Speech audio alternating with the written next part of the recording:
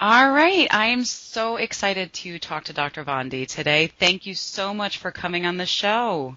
Thank you, Rachel. Great to be here today. Oh, it's awesome. So we were just talking and uh, I was letting everybody know that today's topic, I think, is kind of heavy, but at the same time, it's kind of light. It's, this big D word of divorce, but the littler D word that's a little more fun is the dating that comes after a divorce and kind of all the nuances that come into that. And I think you have so many good points to talk about with that.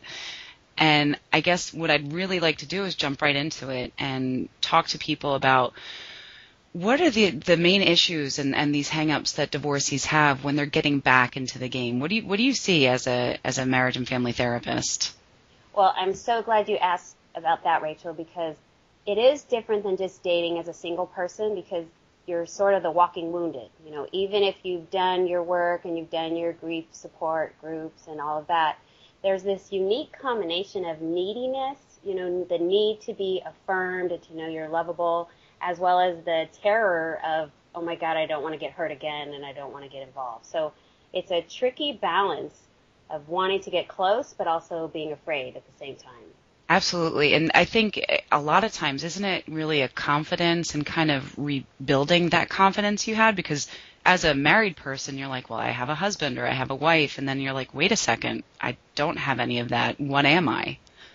Right. Well, and it's a hard word, and I don't want to get too into the hard, dark side of it, but failure is kind of the word that people tend to identify with after divorce. And so to find a way to heal that and move through that and look at the lessons and what you got out of the marriage and how the healing is helping you heal other parts of yourself.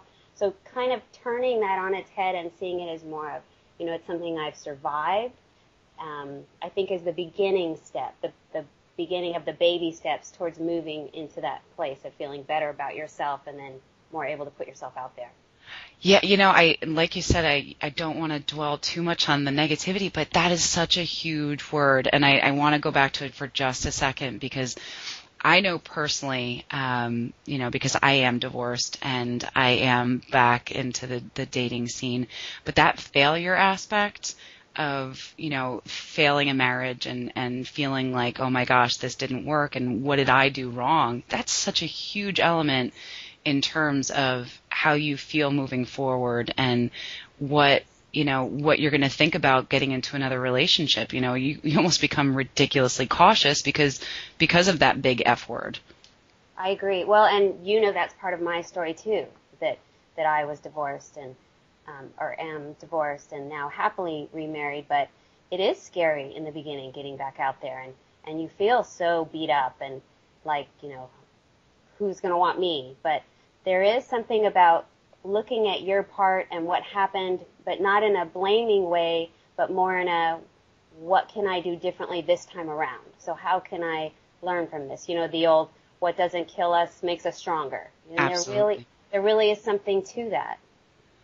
Yeah, and I want to kind of get into that later on about, how to really not make that mistake again. But before we get to that part, okay, so assuming that, the people listening, they've kind of come to terms with the fact that their marriage has ended and, maybe they've worked at rebuilding their confidence and maybe with a therapist, which I think is an amazing idea for anybody going through a divorce because I don't care how easy it is, it still hurts. How do they get back into dating? And I know you have some really great tips here about really what do we do as divorcees, and how do we do it kind of differently than regular single people? Right. Well, and if you don't mind, I'm going to back up for just a second because Sure. I realized when we were talking about the fear and the terror, and I think it's what helps you move forward is the biggest thing I hear when I talk about this to groups and in my practice is how can I trust again? How can I ever trust because I've been so hurt? And what I've found is it's important, and as we start to talk about the dating tips, it's important to find somebody you can trust. Obviously, that's a big piece. But even deeper, and the part that we have control over, is learning to trust yourself again, because there's usually so much self-doubt. How did this happen? How did I choose this person? Or what did I do wrong? So when we can learn to trust ourselves again and start to heal and listen to our gut and see those red flags, then we're not so afraid of, oh my God, it could happen again. So kind of on a deeper level is that learning to get back in touch with yourself, and then the rest kind of comes after. I think that's fantastic. Yeah, absolutely. Rebuilding a relationship with yourself, Exactly. because at that point it's really just you and you. Right. So you need to make sure that you guys have reconciled. And, especially when you're going out and you're meeting new people, the last thing that you need to have in the back of your head is, oh my gosh, I'm going to do this again, or what's wrong with this person? And, can I trust my gut that this person's real and honest? Absolutely. Right. Especially in issues of infidelity. Exactly. Or, That's what I was going to say. Especially if there's been any betrayal. Right. Yeah.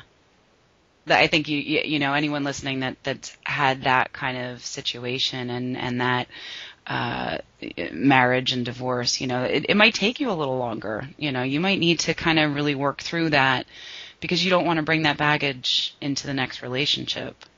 Exactly. So okay. Did you want to move into some of the dating tips? Yeah, I think these are great, and I think it's really important, for people who are getting back on the scene and coming out of a divorce to really have some good guidelines as to what the heck are we supposed to do now. Okay, well, I would say the biggest overarching guideline that's different than kind of the young jump into love and hope for the best is to go slow. Go slow. Amen. Which is tricky when you're coming out of a divorce because you're so needy. I think of it as kind of like a pound puppy. They just so want to be loved. Yeah. So there is that fear or that tendency to jump into something right away or to, sleep with someone right away because there's such a need for affirmation. But if people can slow themselves down and remember the beginning of a relationship, when you first meet someone, everyone's on their best behavior, and it takes about 3 to 6 months for infatuation to wear off. Mm-hmm. So really in the first 3 to 6 months, and I know this is hard to do, and we all do it better and worse at different times, but really the first 3 to 6 months of meeting someone is dating, not a relationship. So you can continue to date other people instead of locking in on one person. You spend, a few months getting to know them, a few months maybe it doesn't work out, a few more months breaking up, and there went a whole year before you're ready to maybe go back into the dating game. Sure. Yeah, and I agree completely that 3 to 6 month mark, unless you guys have an arrangement or have had that discussion, like you still should be seeing other people, and I think that's probably the best way to keep it slow with any of them is to date more than one person at the same time. It kind of forces you to not focus on one person and be like, oh my gosh, this is love. We're going to get married and we're going to have babies. And, when you're dating more than one person, unless you plan on becoming a polygamist, Right. You're forced to kind of slow down. So it seems counterintuitive, doesn't it? But Yes. Well, then it's the opposite of what you want. You just want to fall madly in love right away. But love takes time. Quality love takes time. Absolutely. So I attended a singles group after my divorce, and he would say, it really takes about 6 months to see if the person is who they appear to be.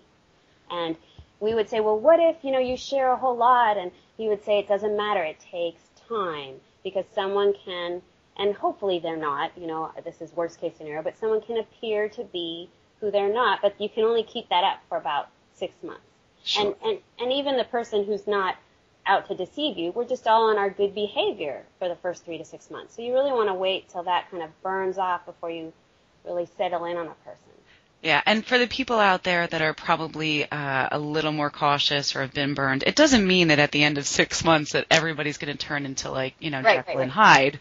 Right. There's still good people, and people are not perfect. I think that's kind of a huge thing I learned about myself even after divorce is, no one's perfect. You are never, ever, ever going to meet, the perfect person. Everybody has, a hang up or two. It's kind of just what are you comfortable with accepting?